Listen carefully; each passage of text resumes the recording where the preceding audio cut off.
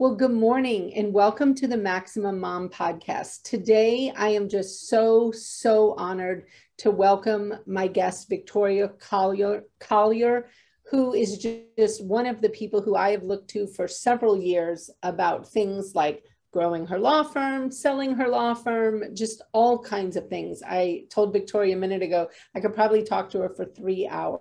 So I'm going to do my best to not do that. But thank you so much, Victoria, for joining me today. Absolutely, Elise. I wouldn't miss this. I love just the energy you bring, and I appreciate you inviting me. Yeah, well, I'm just so excited to have you. Well, first, I just love to start out. I mean, tell us who makes you a family. And I know you had a busy weekend with that this weekend. So I have a wife and who is also a lawyer and a set of twins that just turned 12 last week. I have a son, Christopher, and a daughter, Catherine. Wow. Okay, so you're like really in the midst of raising children. I mean, those are intense ages, the 12-year-old time. Well, yes, my daughter is clearly pre-puberty, about to just hit it right at the same time that we are about to hit menopause. Two of us, two mothers about to hit menopause. So. Oh my gosh, I have to say I'm feeling for Christopher as I sit here. Absolutely. Oh my gosh, that is priceless. I mean, yeah, that is going to be interesting. I mean, I have to say, when my daughter did that, I had no idea. I mean, literally, I was not prepared for the new wrath of my daughter that was coming at me at that time. And so it was an interesting time for sure. Well, one of the things that we have done is when my kids were just like 3 years old, 3 or 4, I started having some memory issues with word placement. And as you know, I did elder law and I started thinking, oh no, I'm becoming like my clients. You know, they say who you hang out with is who you become. And so I went to what's called the Amen Clinic and had a very particular type of brain scan. And they said, it's not your memory, it's not your brain, it's the drama you have going on in your life. So I got rid of that. But we also then had everyone else in the family just, check your brain because you never know what's going on. And so we have been able to, massage around some of these emotional issues because we can see the chemical makeup of what's going on in the brain. And so that is helpful. That's amazing. I mean, really helpful data. I mean, I think all the time, the whole art of parenting, and I mean, I really do think of it as an art, not a science at all.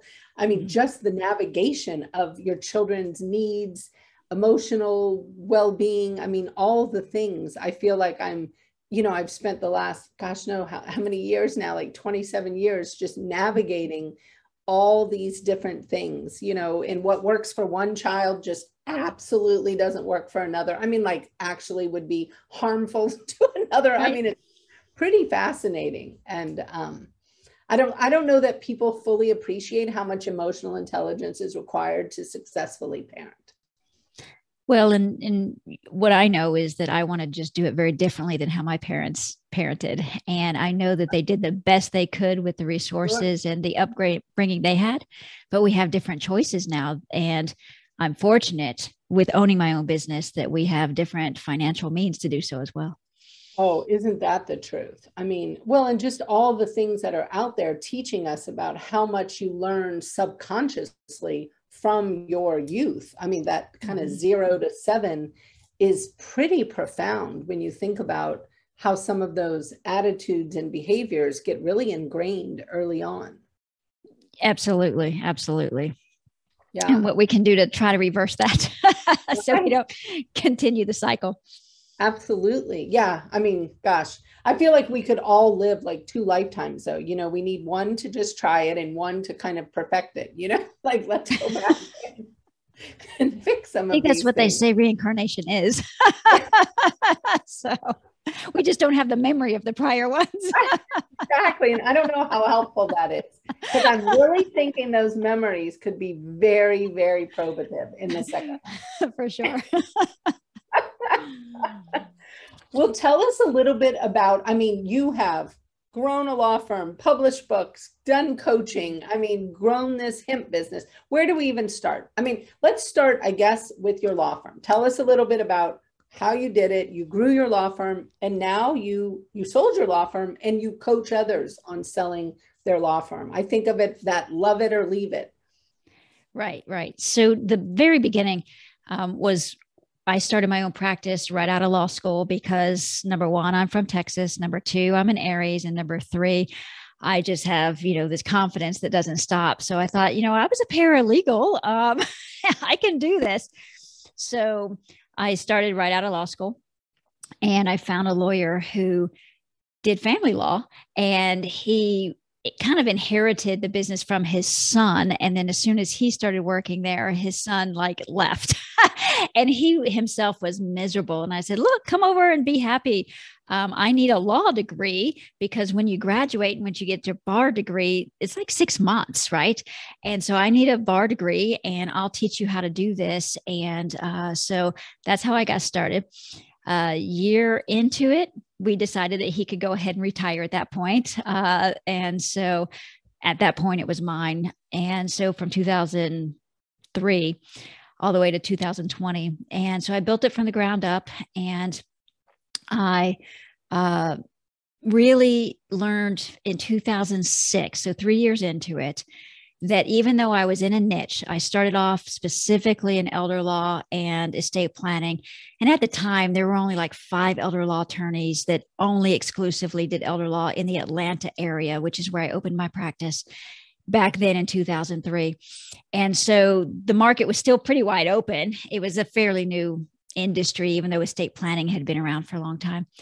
But then in 2006, I niched it even further into veterans benefits. And that's where I really got a name for myself across the nation among other lawyers. So I started teaching other lawyers about this particular type of VA benefits. And it really was helpful to my firm. It was helpful to the community and the clients we served, and then, other lawyers as well. And so then, but I'll tell you, I wasn't doing any of the things that I needed to do from a business standpoint.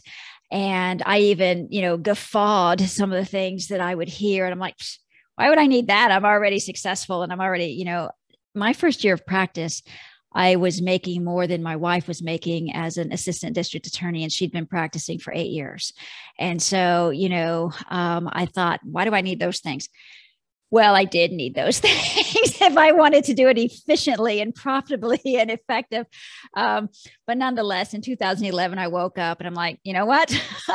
Because I had my kids in 2010. I'm like, I need to be smarter about this. And so from that point forward, I was smarter as a business person. And then in 2018 is when I was committed to sell the practice. And a lot happened between then and then. But like you said, we don't have 3 hours. So I'm kind of short tailing it for you.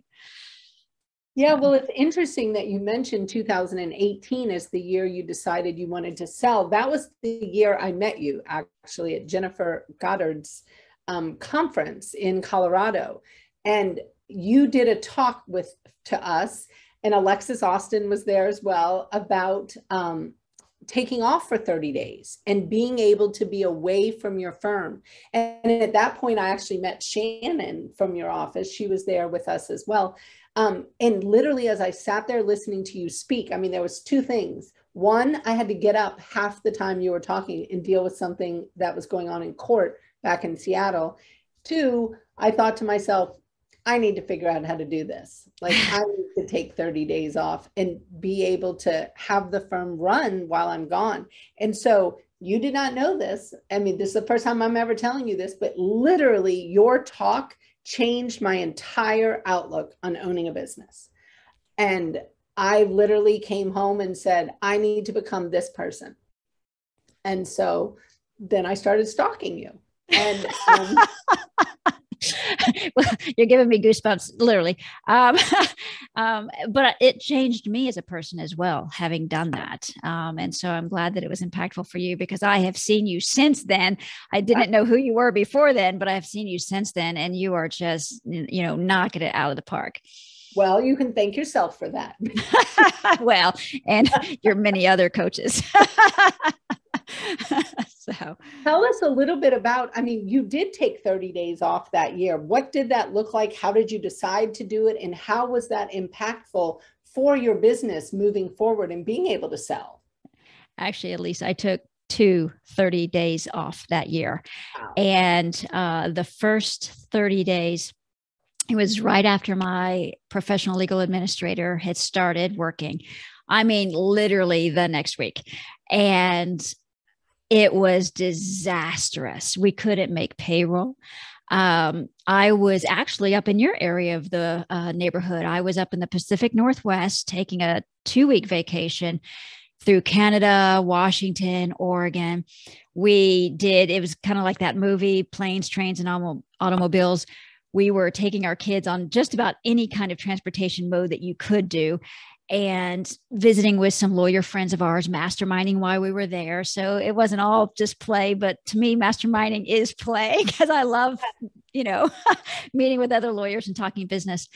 But I literally was sitting there we have timeshare, which we use a lot. People say, oh, that's a horrible investment. It is awesome when you have kids and you're staying in 2-bedroom apartments instead of, a hotel room with 2 double beds. But nonetheless, I'm staying in this place. It's like 900 square feet. It's very well laid out. And I'm laying there and I'm thinking, we could live in something this size. I know we could, because I was tanking the business. Let's just, I was going in a downward spiral, and I was trying to figure out how can we survive? And I knew that we weren't making payroll, and I knew all these things, but nonetheless, here we are on the outside looking like, glory days. Right. So I came back from that 30 days, and my office met my PLA. What I had committed to was making sure she didn't leave. Right. I mean, I needed her to stay. So I went in and I, apologized. And I said, I'm glad this happened because you need to know what it feels like to be hungry in order to help me run a law firm, in order to really understand what being an owner feels like. Without this experience, you would not understand the gravity of it. Right. Right. And she did stay, and I promised her this would never happen again. And in fact, I went, and as you saw in the presentation, I sold my house. I didn't even give any notice to my wife. I'm like, we have to leave. We moved into this tiny little house and my kids, I'm not sure any of them are ever going to forgive me, but at least my kids will understand that you do what you need to do to get the results you want to get, when you don't always make the best decisions along the way. Right. Yeah. You can course correct, Yep. And then later in the year, I took another 60 days off, and I took my mom to Europe, and I actually tried to learn how to do family law and all that kind of stuff. And it was a world of difference. My firm not only survived, but thrived without me. They didn't need me at all. And it was the beginning of the end of my owning of the law firm. Right. Yeah, that's amazing. I think as visionaries, those of us that, walk around with all those ideas and kind of give whiplash to everyone around us with all of our ideas, it is fascinating to step away from the business for enough time to see. I mean, for us, it's been interesting the times that I have stepped away, which I have done a couple of times now since meeting you in 2018. And at first it's that, oh my gosh, like what is about to go down? And then after, you can learn and make some of those corrections. I mean, I absolutely love watching my team thrive without me. Like, it makes me so happy. I'm like, look at y'all go. And they make decisions that I'm like, oh, girl, I never would have done that. That was brilliant. And I mean, it's been really eye-opening. And I think it's so fascinating to think about really owning our strengths and thus our weaknesses, in those areas that we're not great at, and really stepping away from those things. I always say, like, stop doing stuff you suck at. Like, let's just be serious and realize that we have, areas that we're great at and areas that we're not great at. Well, and at some level, we have to stop doing the things that we're great at too. And if we're truly going to walk away. And that means either on vacation or on a sabbatical or forever. Yep. And I thought that I had a well-functioning office because since 2008, I had been traveling a lot, teaching other lawyers about veterans benefits. And I had a whole team full of paralegals that just got everything done while I was away. But I was never gone more than like 4 days, except in 2013 ish. We went to Greece for 2 weeks without our kids, and it was just our vacation for 2 weeks.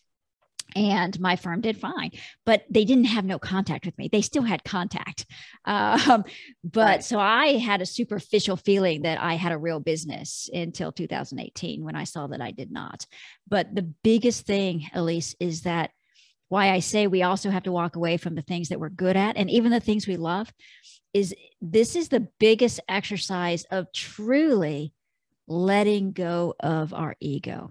People say, let go and let God, which I completely believe in, but we need to let go and let our team, let go and let our team do what they need to do, empower them because they need it too, as much as we need it. Yeah. Well, how would you say to somebody who's thinking about this? Because I think you hit the nail on the head. Our egos are a huge part of this mix. And, really being able to let go of that. How do you coach somebody or talk to somebody about this? Like, what books should they read? What should they be thinking about when you're really thinking about letting go of that ego and really stepping out of the way and letting your team do it? I don't know that there's necessarily a book about let go and of your ego, although maybe that's a great title that we should write. But I would say, number one, we need to be mature enough to be reflective of ourselves and understand that everything that's happening out there is actually happening in here first. Yep. So that's a level of maturity that many people don't want to be reflective. It's so much easier to look out there and blame. Okay. The second thing I would say is read Crucial Conversations, because when things don't go the way you think they should, we have to be the one that initiates and leads those conversations that are uncomfortable. And we have to have the maturity to do that. And Crucial Conversations is an excellent book to do that. Then we have to, I wish that there was some way to say, we'll train them into it. I have almost come to the conclusion, and I'm not set on it yet, but I'm almost to the conclusion that we need to stop focusing so much on training and go back to that old adage of just sink or swim, see what they can do first, and then help them out. Don't give them all the answers. Let them fail, let them have mistakes, and then guide them to the shore. Don't just keep bringing that boat out there and, paddling them to the shore. I so agree with you. But it's interesting because I see that so much in parenting as well. And this is an area where, I sometimes butt heads with other parents because, I'll be like, oh yeah, my, kid did this. And, and I just watch them fall flat on their face and they're like, at least that's not all that nice. And I'm like, I don't know that nice is my goal here. Like my goal is to raise independent, self-sufficient, kind humans. And so, falling flat on your face is actually a great thing to do in the context of becoming that. And it is. Yeah. It's painful. It is painful. And I'm not always successful at it with my children. I'm certainly more successful at it with adults who are not related to me. But you're right. That's how we actually get self-sufficient adults who then work for us, is because we have raised them right as kids and let them have their own failures, let them go through their own pain as children, because they have smaller pains. And as you get older and older, they become bigger. You have to have incremental ways of learning how to manage that. Oh, I think it's huge. And as somebody, I used to do insurance defense litigation, so I blame that.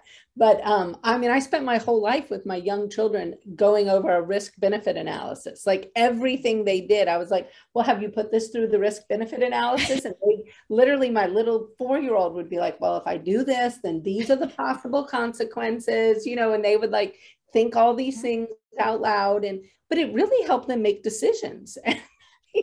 You know, and now as I look at them as young adults, and I mean, they still do the same thing, and I'll listen to them talk with their friends, and they'll be like, dude, have you thought that through thoroughly?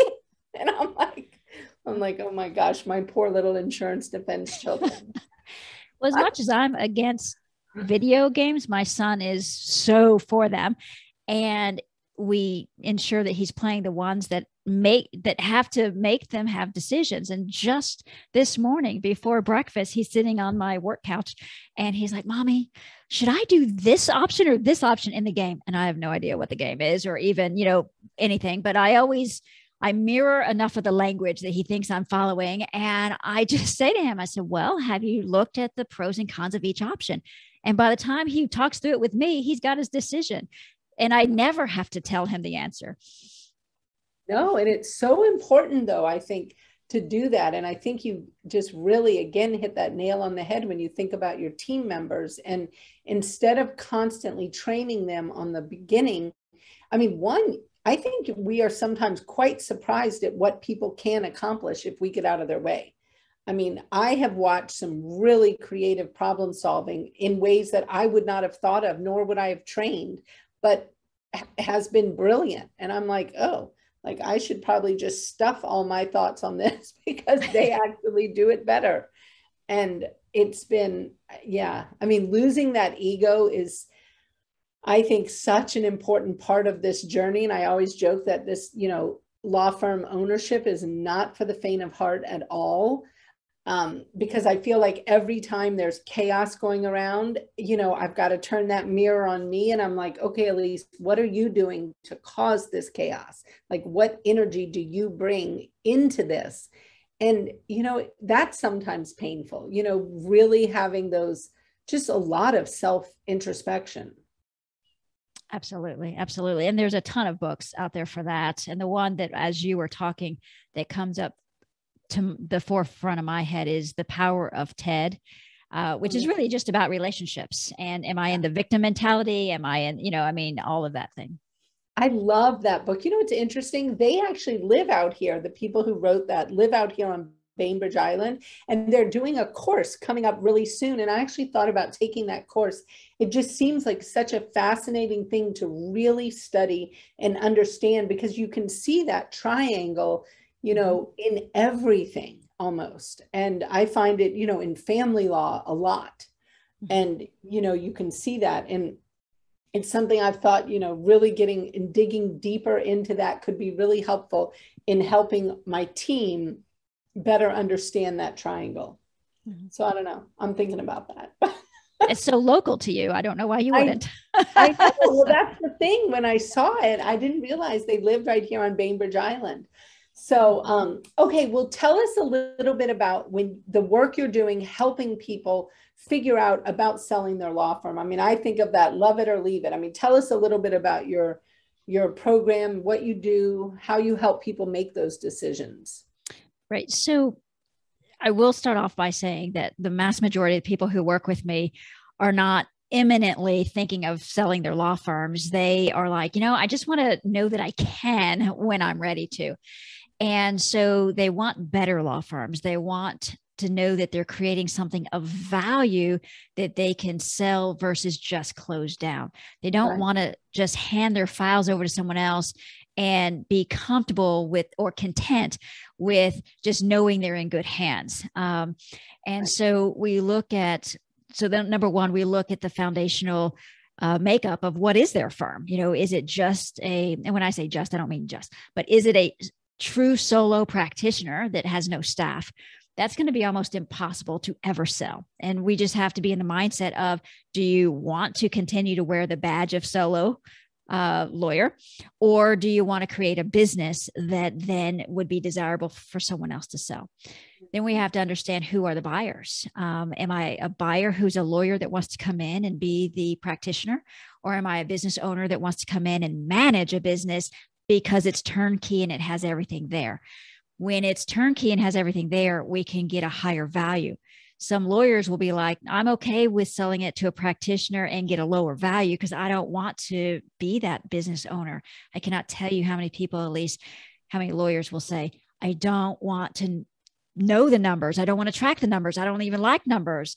And I can respect it. I don't understand it, but I can respect that that's a mindset block. And so then we have to look at, okay, well then who would be the potential buyers, and let's set your firm up for that. And so then it's a process of putting the right leverage in place. We would leverage time, people, or money. Okay.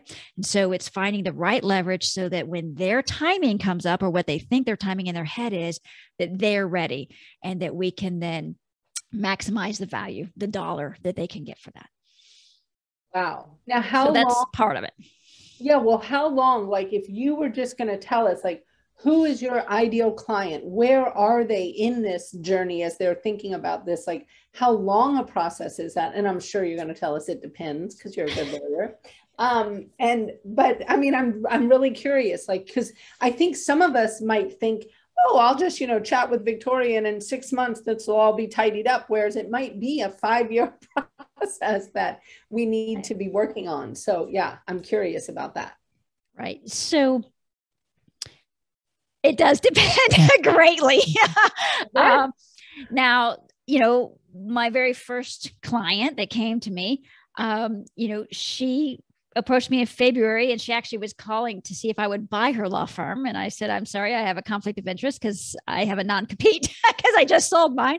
But then she hired me to sell hers, and literally 7 months later, the papers were signed. She had money in her hand, full money up front, and a very small amount of transition period. I have 2 other clients that have hired me that want a 3-month time frame, and that's just not going to happen. As much as I try, right? Unless they're selling to, like mine was a 3-month transaction, but I had already identified my buyer. I had already been grooming without her knowing it. And then when she gave the indication, I want my own thing, then I had the conversation and said, I'm going to be selling. It'll either be to a third party or to you if you're interested, and I'll entertain discussions with you before I open it up to third parties. 3 months, our papers were signed. But the typical law firm who doesn't have internal associates that are ready and willing, and they've had conversations, and we're looking for outside buyers in, I would say that we need to plan for a year. Okay. And then during that period of time, we can make any changes necessary to make it more desirable if the lawyer has the mindset to do it. If the lawyer doesn't, they may be like, nope, just find me a buyer and let's hope it's within the next however long. Okay. Right. And that's fine too. But I would say, depending on practice area, has a lot to do with it as well. There are a ton of immigration lawyers, law firms for sale out there. There's a number of estate planning law firms out there for sale. But there are certain areas that are more susceptible to being bought because of the reoccurring income aspect of their law firm. And those could sell all day long if you find the right buyer who is a business-minded person, or who's like within 3 years out of law school and they're tired of working for somebody else and they just want to have their own firm that's already established without establishing them from ground zero. Right. Interesting. Well, and when you talk about some of that recurring income and the things, I mean, these are the types of things that you can help people with, right? While you're doing your work with them, preparing their firm to be sold. Right. So what I look at is, what are the assets that you can create inside your firm? Mm-hmm. And which of those do you already have? And what can we add to it if necessary to increase the value or the desirability? I'll be doing some trainings coming up soon. The difference between value of a law firm and the sellability of the law firm. And people think they're the same. And certainly the higher value, you think you're going to be able to sell it easier. Not necessarily. It depends what the other components are. Right. Well, and as somebody who owns, like I own a family law firm, and my name is very attached to that law firm. Do you know what I mean? Like I do. And that is something that I know we have thought about, how do we make that switch from, it kind of being all branded on me and my name versus, moving out to a more generalized brand, and just marketability, because I think that is a real issue that would be impact, at least if I was ever thinking of selling, it just feels like that could be impactful. It can be. I certainly changed my law firm name before I sold it, a couple years ahead of time. And again, that takes planning, right? Yeah. But there's a law firm for sale right now in North Carolina that does what I do, estate planning, elder law, what I did do, that has its name attached to it and has a great reputation. I actually wouldn't mind buying that person's name and keeping it for a few years because there's like very little competition. Everybody knows the name. It's a smaller town. And why would I want to change that? So, and so the way I would think about it is I would keep that name probably for a good year. I'd slap my name to the back of the other name. And then for another year or two, and then I would drop the first name and just have my name. And in that way, you're easing your way into it even after the sale. It doesn't always have to happen before the sale. Okay. But a different example would be if you wanted to start having different locations all over the state of Washington, that would be a great time to then have a trade name instead of your name, because now you're having these satellite offices where nobody's going to know who you are. So you just want the brand. And so you start branding something different. Interesting. Yeah, there's a lot of fascinating things to think about when you think about selling. I mean, where are we in this, in the market? I mean, because I do feel like a lot of lawyers do, like you mentioned, they just kind of close up shop and they pass off their clients to somebody just to make sure they're taken care of. I mean, is selling a law firm a more common thing now than it was, say, 20 years ago? Or, I mean, where is this industry as far as, how is it moving and what can people do to make sure they really are staying ahead of this?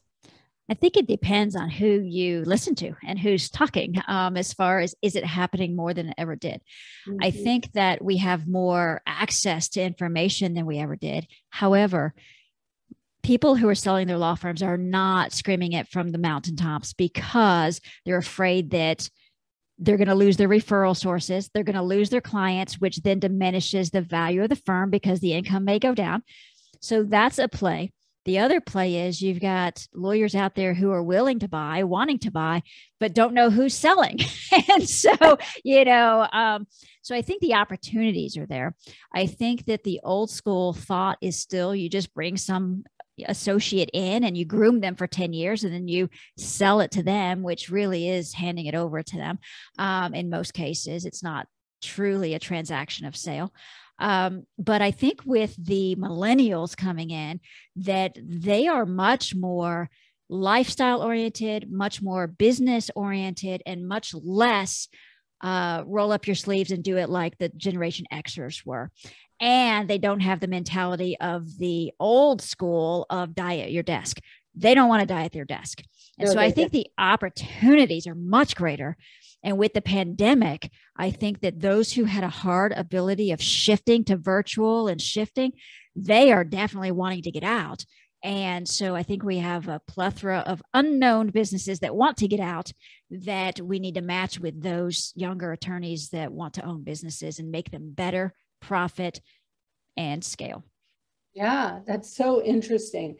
Well, I mean, I think, again, that pandemic and this whole idea of virtual, and I mean, we obviously, as you know, were virtual before. We started virtual in 2015, and I didn't realize we were kind of unicorn in that regard. I thought every single person was able to run their office virtually, at least some, so when the pandemic hit, I was really surprised how many people, I mean, people started reaching out to me all over the place. They're like, how do you manage this whole team? And, how have you been doing this? And, so it became like this kind of side hustle that I had, just trying to help people understand how can you do it and how really easy it is, to be able to pull it off. But I think that it has just opened the eyes of so many people in all the endless possibilities. And I think that a lot of people definitely appreciate the remote aspect. And I know some people, do want to go back into an office and, they feel pretty attached to that. I mean, I joke I mean, if I told my office that we all had to go back to a brick and mortar office, I mean, I'd have a mutiny on my hands. They would be like, no, we're not doing that, Elise. Right. And I'm seeing it all over the board. Like I have one client that would really love to sell, but still has like a mainframe server and doesn't even have the ability to be able to get home. And how would I service that one, staff member I have, from a mindset, just cannot do it.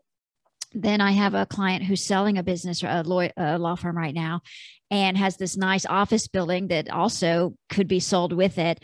And the prospective buyer says, do we have to be in the building? Because we're all virtual and I want to keep virtual. And I'm like, you don't have to be in the building, just buy the firm.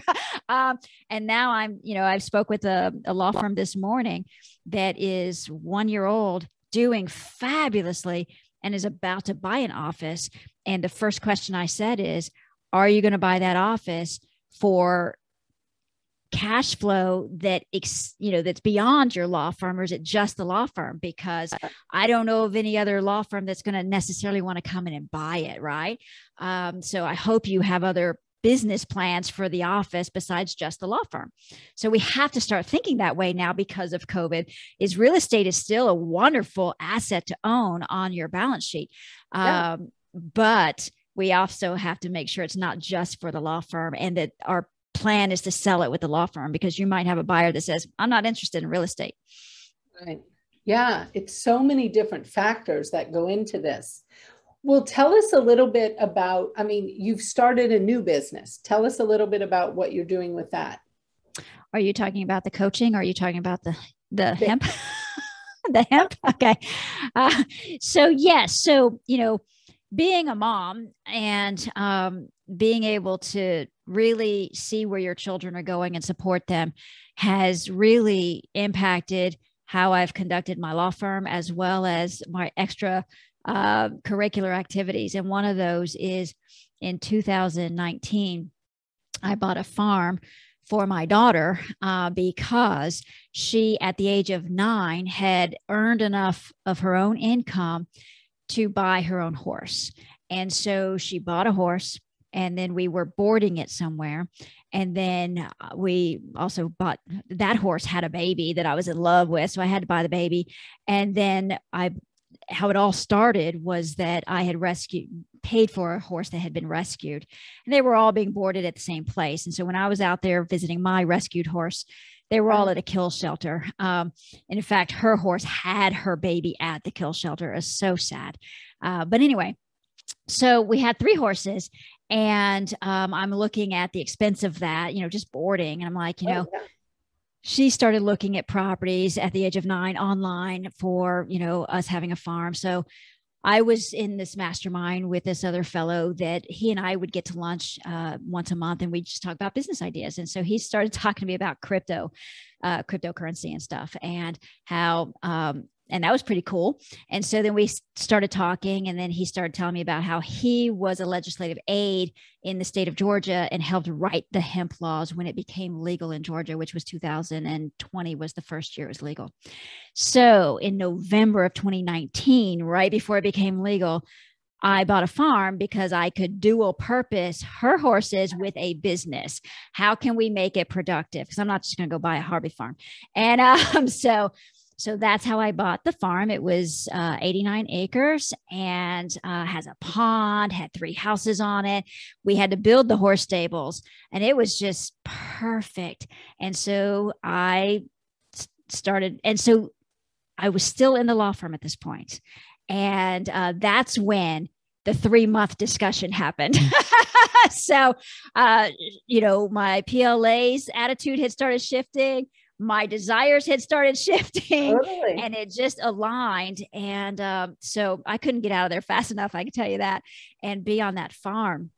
And I was the farmer. Like, I was in the hands in the dirt, and I created the plants from the seed up, and or I should say from the clone up, and harvested it. So I did that for 2 seasons, and I have enough now hemp material, which we created into products where we market senior citizens. Okay. Because that's my base. I was an elder law attorney. That's my network, and that's my passion.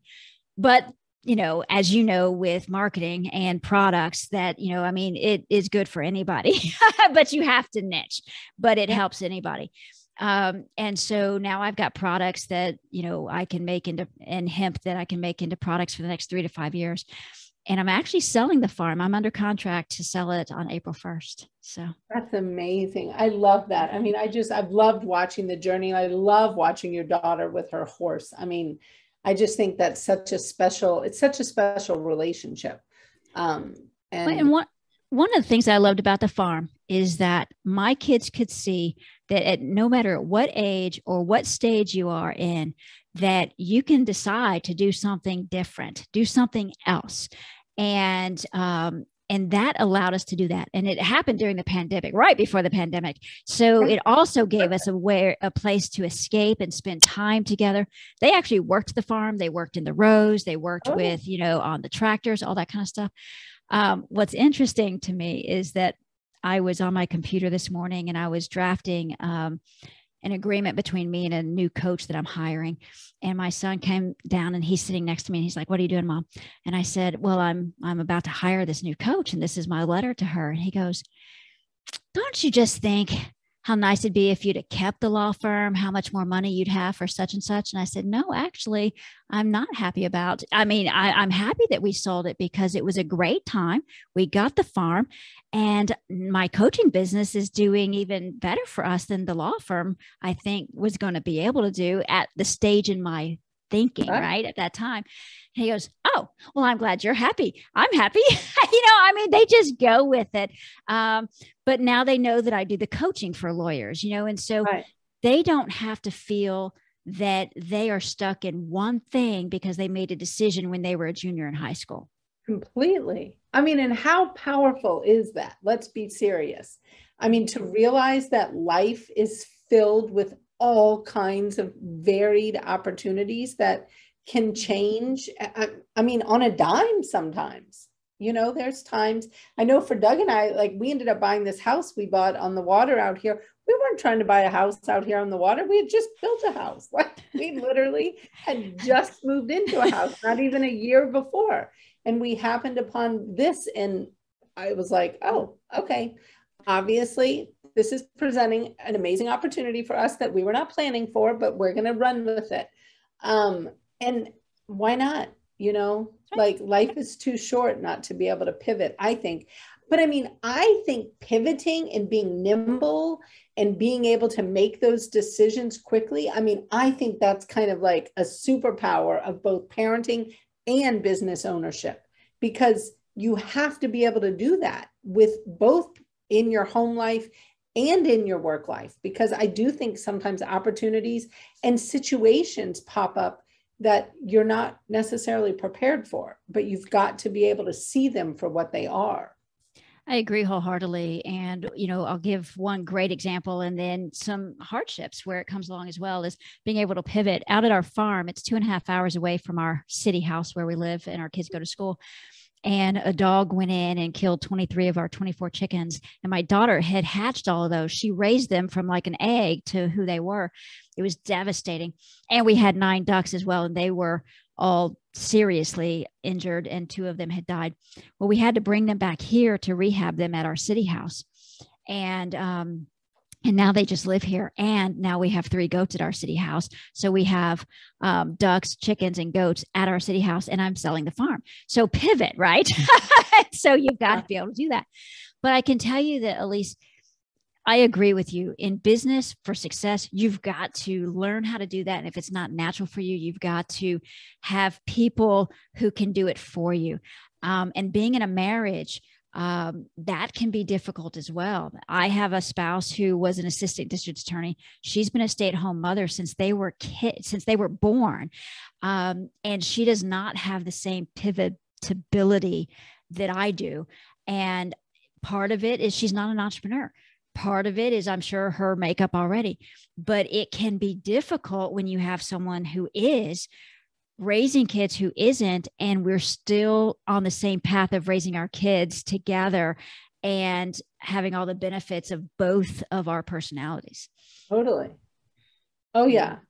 I mean, it is a profound, yeah, Doug is very different. I mean, he's a, military retired Coast Guard captain. Like, he does things much more linearly than I do. Mhm. And so, but I have to say, like over time, it's been pretty powerful to watch both me kind of adjust and try to realize how much my ability to pivot and my desire to pivot and how I get kind of bored, and I'll be like, oh, let's do this, how that can be disruptive to him.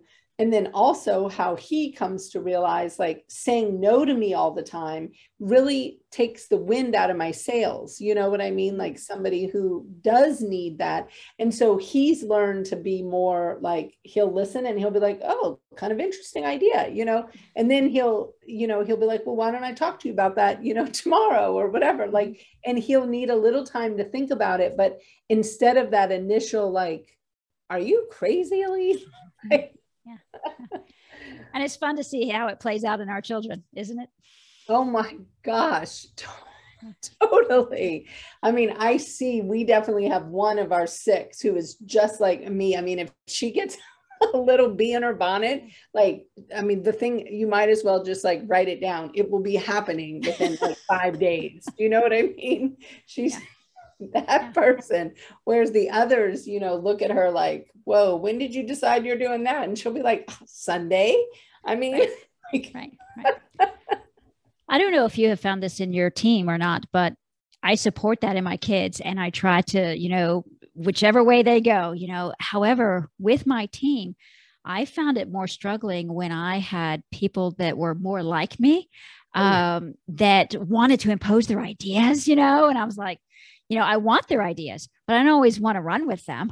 And they would get upset when we didn't. Whereas the other people who I much preferred surrounding myself with, who would think about it and challenge me and all that kind of stuff, because I knew that I was still going to go with my idea. I just needed them to vet them first. Right. But we have to, also think about that with our team members and I've said that to clients before, as far as, are you treating your team members with the same grace that you would your children, and the same latitude that you would your children? And sometimes it's personality, sometimes it's training or, maturity, but. Oh, what an interesting way to look at it. Yeah. No, I think you're dead on. And I think those of us that do spew out like 1,000 ideas a day, I mean, we have to realize like that our ideas need vetting. And when you have somebody else on your team like that, they similarly need that vetting. You know what I mean? Like, because obviously 90% of the things that come out of my head are pretty wackadoodle. And I definitely need somebody who'll be like, Elise, have you thought that through all the way? And I'm like, no, that's your job. Like, you think that through all the way. I'm going to move on. Why I'm talking to you. Exactly. Oh my gosh. I mean, Victoria, I am so grateful that you came here today and talked to me. It is just always such a pleasure to talk to you. And I love your brain. Your brain just is a breath of fresh air, I think, to my brain. And so I very much appreciate it. And if you love our podcast, please subscribe to wherever you get your podcasts. And again, Victoria, thank you so much for joining me. And I hope you enjoy the rest of your week and good luck with your farm sale. I can't wait to see what's next. Thank you, Elise. Thanks for having me. Yeah, have a great day.